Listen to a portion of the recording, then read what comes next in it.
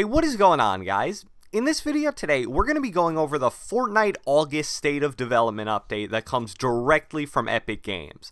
If you're not sure what that is, it's basically an article that Epic releases every month that gives the Fortnite community a glimpse of some important gameplay features the company's working on behind the scenes.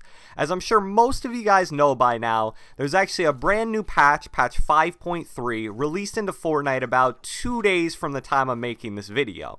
However, except for some issues contained in the patch pertaining to sensitivity, it was a relatively minor update. The August State of Development, on the other hand, contains a bunch of really awesome and important information about the future of Fortnite, so it definitely deserves its own video. So without further ado, let's get right into it. Alright guys, so the first really interesting thing from the State of Development comes from the competitive section of the article. The first two paragraphs in that section basically talks about how Epic has used the summer skirmish events as a testing ground for competitive Fortnite, and they even say to quote-unquote, expect us to continue operating and supporting competitive events after the conclusion of summer skirmish as we lead into next year's official Fortnite World Cup. But as cool as that is, we more or less knew about that already. It's really good to see them reconfirming the Fortnite World Cup, because they basically hadn't really talked about it at all in like 3 or 4 months, so just to know that they're still on track to do that is a really good sign. But the most interesting part of the competitive aspect of this article comes in the final paragraph, and I'm going to throw it on the screen right now. It says, "We are aware of a strong desire from competitive players for more opportunities to compete directly against one another within the same match. Development recently began for a robust competition system, which will allow for all players to compete with one another and be recognized for their accomplishments. The first version of this feature is expected later this fall." So although they don't just directly come out and say it, I don't think it requires much reading between the lines here to understand that this is referring to either a competitive or ranked game mode coming to Fortnite sometime this fall. In my opinion, this would be unbelievably huge for the future of competitive Fortnite and just Fortnite in general, and also would be the biggest addition to the game in months. Ranked or competitive modes are pretty much always successful to some extent in really popular shooter games.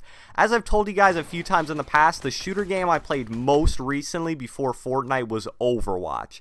And Overwatch had a really awesome ranked playlist. It basically worked like this. You play a few placement games before the start of every new competitive season, then based on how you play in those placement games, you get assigned a skill rating. From there, each game you play directly impacts your skill rating based on some secret formula that combines team success and individual success, and along with that there are even tiers of skill rating such as bronze, silver, gold, platinum, diamond, master, and grandmaster. And also, to add on to all of that, there's even a leaderboard in the game that shows the players with the highest skill ratings in the world. I think this is so huge for Fortnite because unless you have a Twitter, YouTube, or Twitch following, it's pretty much impossible to get your name out there as one of the top players in the game.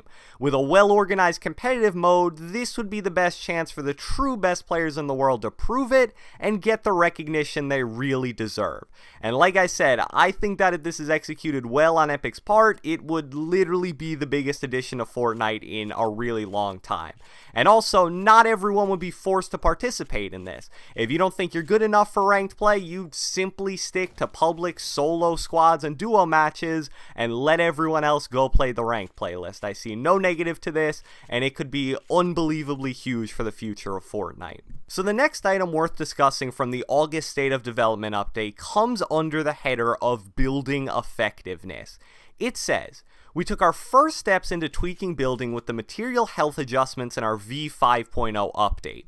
Last week, we readjusted those knobs to more distinctly separate the types of building material, metal stronger than brick and brick stronger than wood, with the goal of creating more opportunities for tactical decision making. We'll continue to evaluate adjustments to building as the dust on all these changes settles. Following the moving storm changes with Season 5, we're evaluating other potential ways to modify circle behavior, including how the storm might interact with player-built structures in the final circles." So that little blurb is really interesting because it shows that Epic has heard our complaints loud and clear about the ineffectiveness of building in this current meta and is exploring ways to continue to rebalance it. The change they mentioned from a few weeks ago where they buffed brick and metal to make it better than wood was definitely a solid first step. And I'll give them a lot of credit because building feels a lot better now than it did before those recent changes when spray and pray was pretty much impossible to counter. However, I think most of us would agree that another slight buff to building health or slight nerf to SMG building damage would pretty much put the game in the perfect spot. Along with all of that, I think the most interesting part of the entire section was actually the last sentence. It says, we're evaluating other potential ways to modify circle behavior, including how the storm might interact with player-built structures in final circles. That is really interesting, and something I never even considered. I think this is an attempt by Epic to try to put a stop to the much hated turtling that you see at the end of pretty much all top level games. I'm not sure exactly what they plan to do involving some interaction between the storm and player built structures, but I think it could end up being a really good change, much like the change they made to the small endgame circles at the beginning of Season 5. So the next thing that we're going to be covering from the August State of Development is actually an update to something they teased us with about a week and a half ago that I made a full video on my channel discussing. And in this update, it's under the title Input-Based Matchmaking, and it says, we have an upgrade to our matchmaking logic that will allow for a more even playing field when enjoying Fortnite with your input device of choice. In an upcoming release, we'll be implementing input-based matchmaking, which will pair you against players who are using the same peripherals, example controller versus controller, keyboard and mouse versus keyboard and mouse. Let's break that down. If anyone in your party uses a mouse and keyboard on console, you will be matchmade with PC players and other keyboard and mouse players, as if you partied up with a PC player. The current crossplay rules still apply. For example, partying up with a PC player will always put you in a PC pool, regardless of your input type. So I'm not gonna lie, even though them reaffirming the fact that they're gonna be doing this update, I'm actually a little scared of this information that we're getting in the State of Development update. This was basically the same thing that we got a week and a half ago. I had some major questions about this update, mainly regarding XIM usage and how that would basically override what they're planning to do with input-based matchmaking. I was hoping that in the State of Development, they'd go a little more in-depth with how they plan to counter those problems, if they even plan to at all. I was hoping we'd get, alright, we heard your concerns about how XIM would override this entire process, so here's what we're going to do to counter that.